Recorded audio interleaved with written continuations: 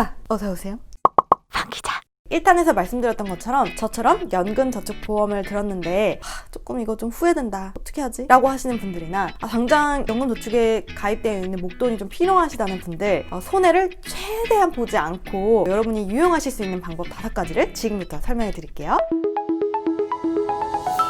첫 번째, 납입을 중지하거나 납부를 유예하는 제도를 활용하시는 겁니다. 2014년 이후에는 3차례 총 납입을 유예할 수가 있고 한 번 유예할 때 12달 유예할 수가 있다고 하거든요. 그래서 지금 당장 매월 납입하실 금액이 조금 너무 부담된다라고 하시는 분들은 이런 납입 유예 제도를 활용하시는 것도 좋은 방법이 될 수 있을 것 같아요. 두 번째, 연금저축 계좌에 과연 내가 세액공제를 받은 그 금액 외에 얼마나 있는지를 확인하시는 거예요. 이게 무슨 말이냐? 연간 1,800만 원까지 납입을 할 수가 있거든요. 이 가운데 400만 원까지만 세액공제 혜택을 받은 거니까 사실 나머지 1,400만 원은 세액공제 혜택을 받은 금액이 아닌 거잖아요. 내가 만약에 연간 1,800만 원을 꽉꽉 채워 넣었어. 근데 400만 원까지 어쨌든 세액공제 혜택을 받은 거잖아. 그러면 나머지 1,400만 원에 대해서 내가 세액공제 혜택을 안 받은 거니까 요 증빙 서류만 확보를 하시면 나머지 금액에 대해서는 16.5%의 기타 소득세를 떼지 않는다는 겁니다.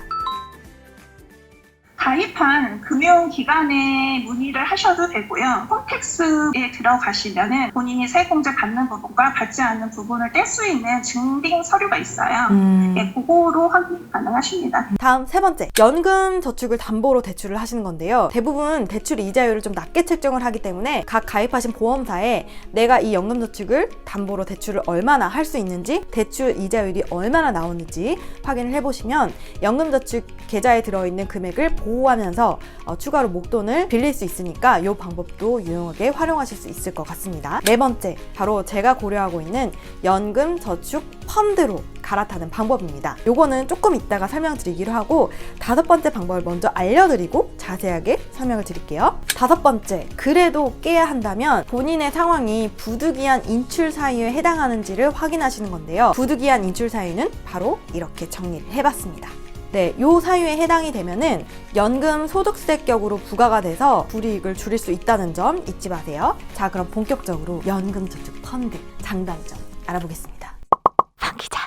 연금저축 펀드로 제가 갈아타야겠다, 깊이 고민하는 이유 가장 첫 번째는 보험에서 펀드로 갈아타면은 16.5%의 기타 소득세를 물지 않고 계좌에 있는 금액을 그대로 옮겨서 투자를 할 수가 있다는 점이었어요. 연금저축 보험을 깨는 거에 가장 큰 불이익이 16.5%의 기타 소득세를 떼는 거잖아요. 근데 펀드로 이전하시면 그게 없다는 거. 그리고 두 번째, 사실 연금저축 보험에 계속 고민을 한 이유가 매월 똑같은 금액을 납입해야 한다는 부담감이잖아요. 그런데 이 펀드로 갈아타시게 되면은 매월 금액을 납입할 필요가 없이 본인이 연간 언제든지 그 금액을 아무 때나 그냥 납입을 하실 수 있다는 거예요. 금액도 자유롭게 넣을 수 있다고 하니까 훨씬 더 그 부담이 줄어들게 되는 거죠. 그리고 세 번째는 사업비에 대한 부담도 줄일 수 있다는 점입니다. 전체적으로 합치면은 1%에서 3% 그 사이입니다. 제가 말씀드렸죠? 저 지금 매월 보험사에 월급을 주고 있어요. 8%씩. 말이 되냐고요. 연금저축에 속한 펀드들은 그 환매 수수료가 없습니다. 그래서 오히려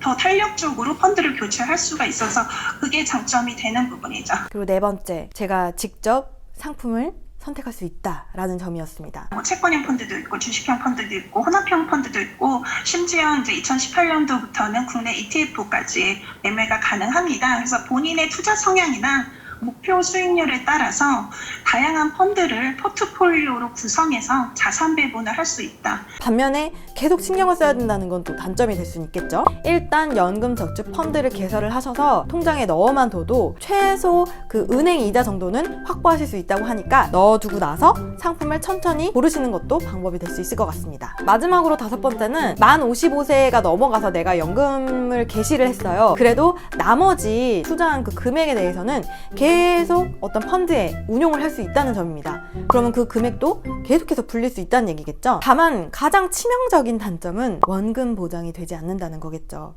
펀드 상품이다 보니까 내 이 목돈이 원금이 보장이 되지 않을 수 있다. 이 점은 꼭 유념하셔서 저처럼 갈아타실지 여부를 고민을 하시는 게 중요할 것 같습니다.